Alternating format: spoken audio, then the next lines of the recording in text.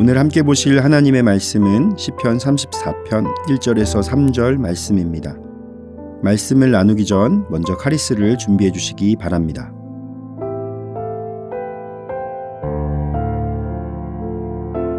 내가 여호와를 항상 송축하며 내 입술로 항상 주를 찬양하리이다. 내 영혼이 여호와를 자랑하리니 곤고한 자들이 이를 듣고 기뻐하리로다. 나와 함께 여호와를 광대하시다 하며 함께 그의 이름을 높이세. 아멘.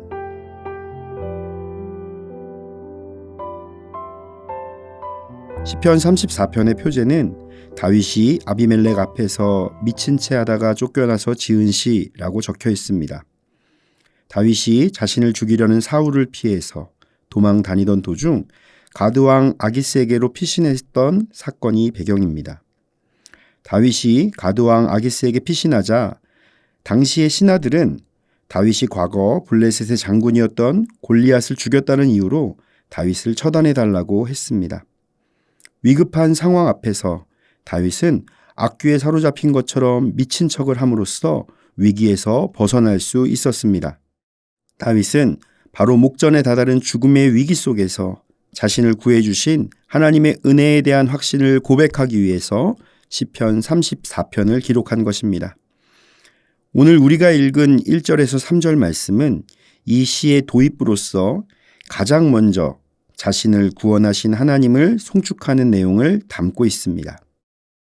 우리의 인생의 위기 앞에서 우리를 건지시는 하나님의 놀라운 은혜를 송축하는 삶이 되시기를 바랍니다. 첫째, 항상 하나님을 찬양하십시오. 다윗은 시를 시작하면서 내가 여호와를 항상 송축하며 라고 고백합니다. 이런 다윗의 고백은 개인적으로 경험한 은혜에 대한 고백이며 다른 사람들의 시선을 의식하지 않는 당당함을 표현하고 있습니다.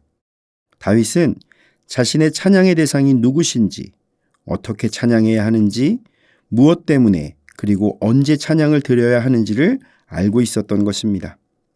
그 중에서 항상은 모든 상황 가운데, 모든 환경 아래에서라는 시간적인 의미를 가지고 있습니다.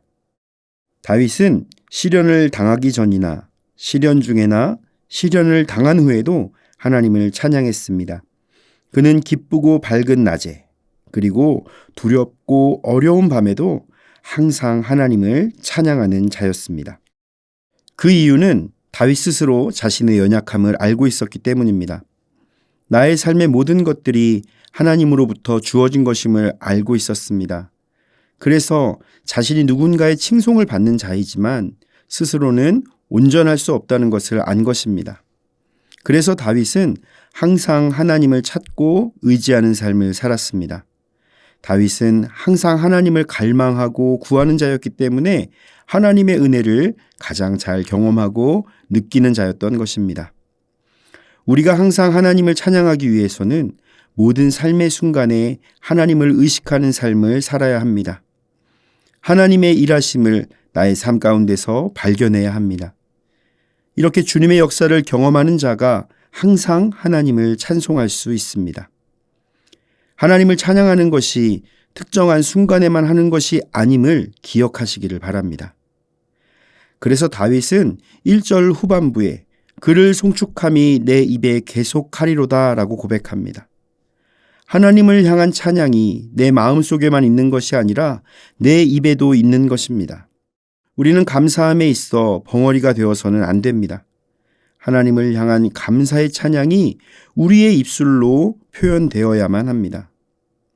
하나님을 찬양하는 입은 그 얼마나 축복스럽습니까? 그 얼마나 감미롭고 순전하고 또한 향기롭습니까? 만일 사람들의 입이 항상 찬양으로 가득하다면 하나님에 대한 불평이나 이웃에 대한 험담도 사라지게 될 것입니다. 우리의 입술이 항상 하나님을 찬양한다면 순간순간 만나는 쓰디쓴 곤경이 기쁨 속에서 삼키어지게 될 것입니다. 우리에게 주어진 삶의 시간 속에서 하나님의 은혜를 항상 경험하며 하나님을 항상 송축하는 인생이 되시기를 예수님의 이름으로 축복합니다. 둘째, 여호와를 자랑하십시오. 본문 2절에서 다윗은 내 영혼이 여호와를 자랑하리니 곤고한 자들이 이를 듣고 기뻐하리로다 라고 고백하고 있습니다. 우리가 하나님의 은혜를 항상 찬송하고 입술로 고백하는 삶을 살게 되면 하나님을 자랑하는 삶을 살게 됩니다. 저희 어머니께서 2년 전에 낙상을 하셔서 양쪽 발목이 부러지는 사고를 당하셨습니다. 평소에 교회와 집이 멀어서 새벽 예배를 가지 못하셨는데 그날따라 친한 권사님이 모시고 가신다고 나오라고 하셔서 새벽 예배를 가시다가 계단에서 발을 헛디디셔서 그만 넘어지셨고 발목이 부러지게 된 것입니다. 처음에는 병원에서 진단을 받고 당황스럽기도 하고 그 권사님에게 화가 나기도 했습니다.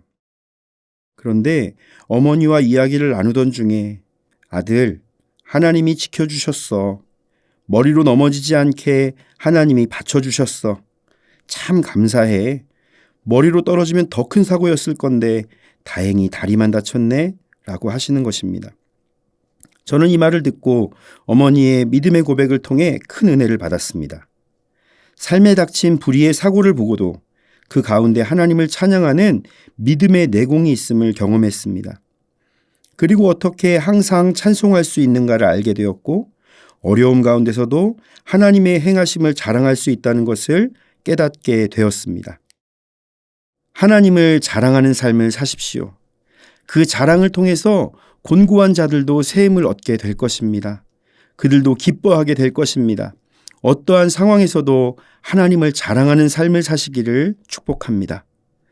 사랑하는 성도 여러분, 날마다 숨쉬는 순간마다 주님을 찬양하는 삶을 사시기를 축복합니다. 우리의 입술을 열어 하나님을 찬양하는 삶이 되십시오. 그렇게 우리가 주님을 찬양하고 자랑할 때 우리를 통해 주님의 은혜가 흘러가게 될 것입니다. 날마다 주님 앞에서 기쁨의 찬양을 드리는 삶이 되시기를 예수님의 이름으로 축원을 드립니다. 다 함께 기도하겠습니다. 찬양받기에 합당하신 하나님, 모든 행복의 근원은 하나님과 올바른 관계에 있음을 믿습니다. 진정 하나님과 바른 관계를 이루기 위해서 구원의 은혜를 베풀어 주신 하나님을 항상 높이며 찬양하는 삶이 되기를 원합니다. 언제 어디서나 주님을 높이며 동행하게 하옵소서. 우리의 입술을 열어 주님을 찬양하는 삶을 살게 하시고 주님의 행하심을 자랑하는 삶을 통해 기쁨과 은혜를 흘려보내는 자가 되게 하옵소서. 예수님의 이름으로 기도드립니다. 아멘. 하늘에 계신 우리 아버지, 아버지의 이름을 거룩하게 하시며 아버지의 나라가 오게 하시며 아버지의 뜻이 하늘에서와 같이 땅에서도 이루어지게 하소서.